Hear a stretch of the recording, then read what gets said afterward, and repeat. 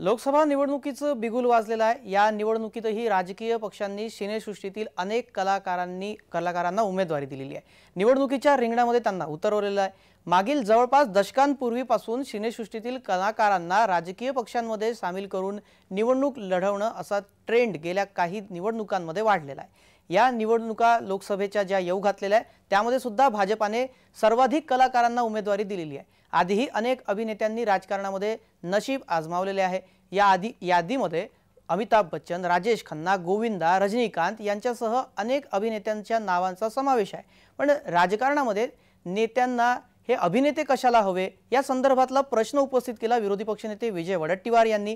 त्यामुळे हा वाद आता उपस्थित झाला आणि हा प्रश्न उपस्थित झाला की राजकारणामध्ये नेत्यांना अभिनेते कशाला हवे। सर्वात आधी विजय वडेट्टीवार यांनी काय प्रश्न उपस्थित केला ते पाहूया आणि त्यानंतर हे अभिनेते राजकारणामध्ये कशा प्रकारे आहेत, कोण कोण आहेत त्याचा इतिहास देखील जाणून घेणार आहोत। सर्वात आधी विजय वडेट्टीवार काय म्हणाले पाहूया। सत्तेमध्ये किंवा सत्तेच्या बाजूला गेला त्यांना तो दाऊदही चालतो, दाऊदचा हस्तकही चालतो। आरोप आम्ही केला नाही, हा आरोप भारतीय जनता पक्षाच्या आमदारांनीच केला आहे। गोविंदा हा दाऊदकडून किंवा दाऊदचा जवळीक आहे अशा व्यक्तीस किंवा अशा अभिनेत्याला आणून प्रचार करणं, त्यामागचा उद्देश हेच आहे की कोणी राहिले नाहीत तर मग आता हिरो राहिला आहे त्याचा वापर करायचा, लोक गोळा करायचे, लोक त्याला हिरो म्हणून बघायला येतील पण मत थोडी देणार आहे। दरम्यान अनेक अभिनेते आहेत ज्यांनी आपलं नशीब राजकारणामध्ये आजमावलेलं आहे, सुद्धा झाले काही तर मुख्यमंत्रीपर्यंत सुद्धा त्यांनी मजल मारलेली आहे। तर कोणकोणते नेते आहेत, त्यांचा राजकीय प्रवास कसा होता आणि सुरुवात कशी झाली या संदर्भातला आपण तपशील सविस्तर पाहूयात ग्राफिक्स।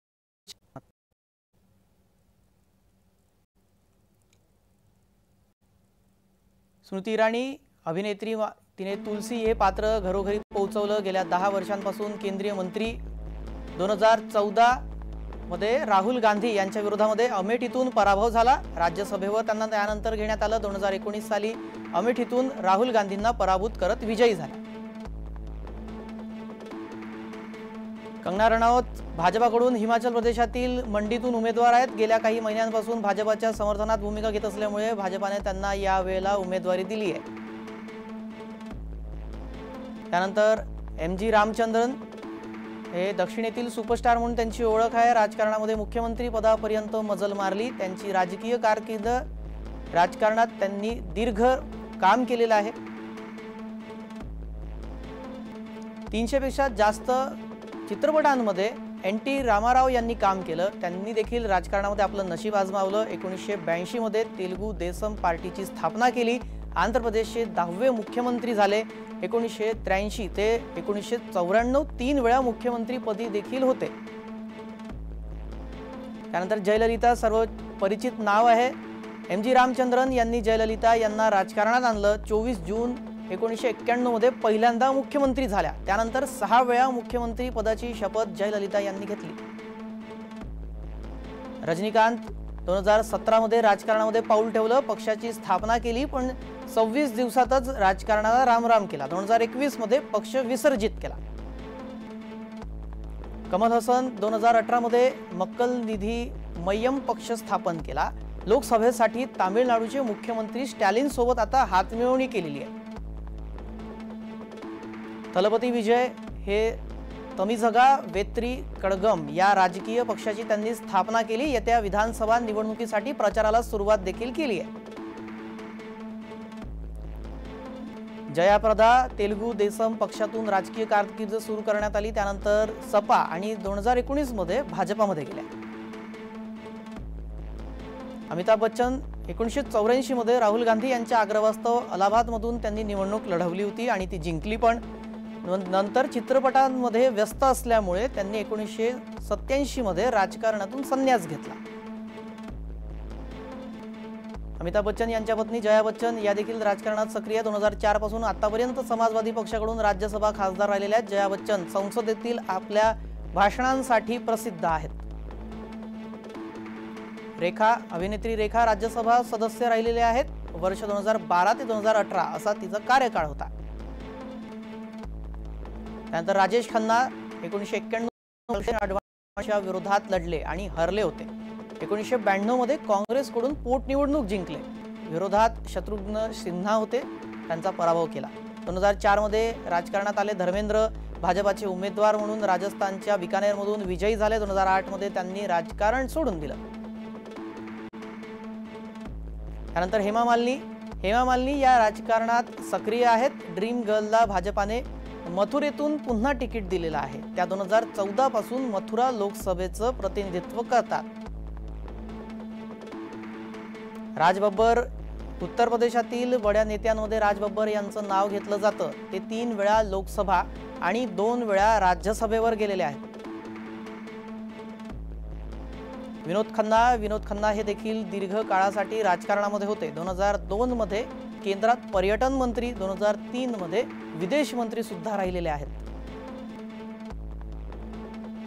त्यानंतर बाबुल सुप्रियो हे पश्चिम बंगालमधून अभिनेता बाबुल सुप्रियो निवडणुकीच्या मैदानामध्ये पाहायला मिळतात। किरण खेर अभिनेत्री 2014 ते 2019 या काळामध्ये या लोकसभेमध्ये चंदीगडमधून निवडून गेल्या।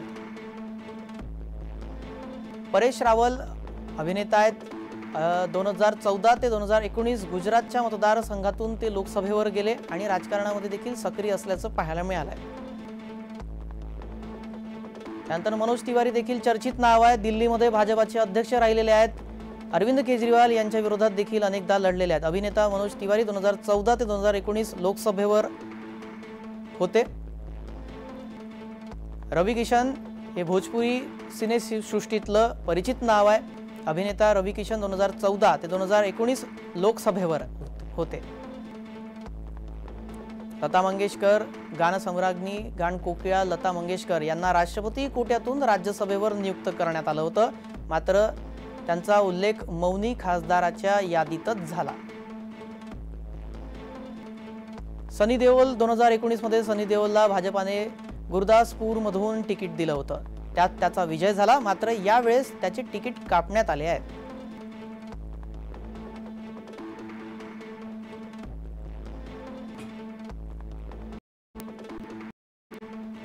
त्यानंतर गोविंदा बिहार का छोरा अशी ओळख, काँग्रेसमधून राजकारणात प्रवेश केला, लोकसभेमध्ये विजयी होऊन गेला, आता शिवसेनेमध्ये प्रवेश केलाय। अमोल कोल्हे हे छत्रपती संभाजीराजे यांच्या भूमिकेमुळे घरोघरी पोहोचले। मनसे, शिवसेना, राष्ट्रवादी असा राजकीय प्रवास आहे। शिरूरचे विद्यमान खासदार आहेत आणि उमेदवार सुद्धा आहेत राष्ट्रपकडून।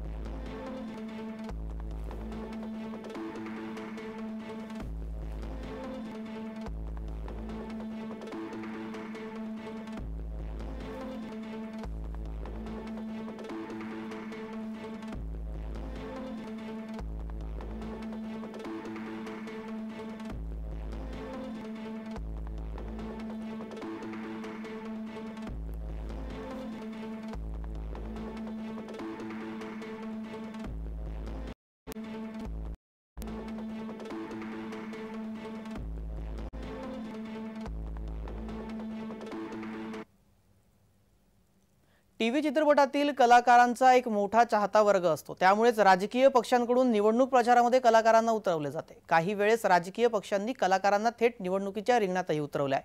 त्यातील काही कलाकारांची राजकीय पटलावरील इनिंग ही भरगस्त राहिलेली आहे, तर काहीशी फारशी प्रभावी ठरली नाही।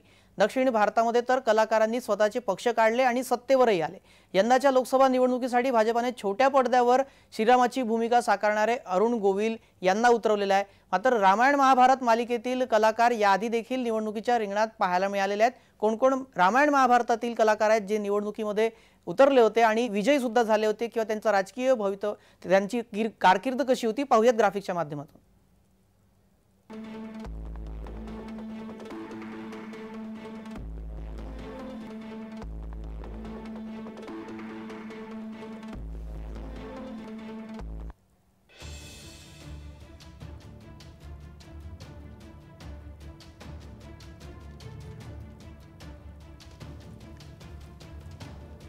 अभिनेते हे जनतेमध्ये लोकप्रिय असतात आणि जनता अभिनेत्यांना जास्त पसंत करत असते। त्यामुळे पूर्वीपासूनच आपण पाहत आलेलो आहे की अभिनेत्यांना राजकीय पक्ष प्राधान्य देताना दिसतात। त्यांना उमेदवारी दिली तर मोठ्यातला मोठा नेता जर विरोधात असला तरीही अभिनेत्यांचे जिंकून येण्याचे जे गणित असतात ती सोपी असतात आणि ते जिंकून येण्याचे प्रभावीपणे त्यांचे निर्णय पडू शकतात।